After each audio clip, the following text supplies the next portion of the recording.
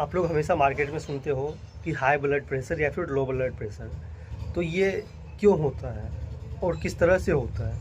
इसको समझने से पहले आपको पता होना चाहिए कि बीपी होता क्या है, ब्लड प्रेशर होता क्या है। तो ब्लड प्रेशर जो है हमारे हार्ट से, हृदय से रिलेटेड होता है। जो बायो वाले बच्चे हैं उनको पता होगा सिस्टोलिक या फिर डायस्टोलिक। सिस्टोलिक मतलब क्या होता है? कॉन्ट्रैक्शन। कॉन्ट्रैक्शन क्या होता है? मान लो किसी चीज़ को आप चिपका रहे हो, एक मान लो इस तरह से कोई पाइप है, मैं आपको समझाता हूँ। एक मिनट, जैसे मान लो ये मेरे पास कोई पेज है ना, देखो ये मेरे पास इस तरह का कोई एक मान लो ये पाइप है। तो अब क्या कर रहे हो? इसको चिपका रहे हो, दबा दिया, चिपका दिया, तो इसको क्या बोलेंगे? कॉन्ट्रैक्शन। और बायो में इसको क्या बोलते हैं? सिस्टोलिक। क्या बोलते हैं? देखो इस तरह से यहाँ पर क्या कर दिया, हमने प्रेस कर दिया, तो इसको सिस्टोलिक बोलते हैं, कॉन्ट्रैक्शन। और डायस्टोलिक क्या होता है?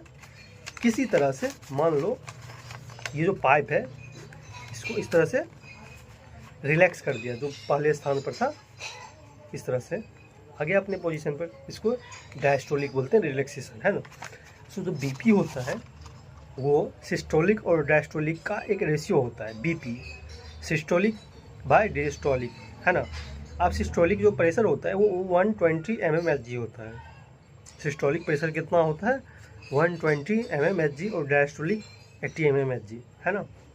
सो जो ब्लड प्रेशर है वो सिस्टोलिक बाय डायस्टोलिक का एक रेशियो है। ओके, अब अगर थोड़ा और समझाऊं तो बेसिकली अब हमारे जो हार्ट है वो मायोजेनिक होता है। मायोजेनिक का मतलब क्या होता है कि सेल्फ रेगुलेटिंग। इसको आपको कुछ अलग से इनपुट देने की ज़रूरत नहीं होता है। हमारे जो हार्ट होता है उसके राइट एट्रियम में, राइट साइड का जो राइट एट्रियम होता है अपर वाले पार्ट में, उसमें एक पॉइंट होता है, हम लोग उसको SAN बोलते हैं, साइनो एट्रियल नोड। उसके नीचे, थोड़ा सा नीचे AVN होता है, एट्रियो वेंट्रिकुलर नोड, है ना। उसके बाद बहुत सारी चीज़ें हैं, लेफ्ट वाले हैं, राइट वाले हैं, पुरकिंजे फाइबर होता है। तो इस तरह से होता है, तो वो मेडिकल वाले बच्चों के लिए है। और जो बच्चे चाहते हैं कि मैं मेडिकल में जो जितना भी डिफ़िकल्ट टर्म है उनको मैं बिल्कुल सिंपल तरीके से समझाऊं, तो आप लोग बताना, मैं बिल्कुल वो सब समझाऊंगा।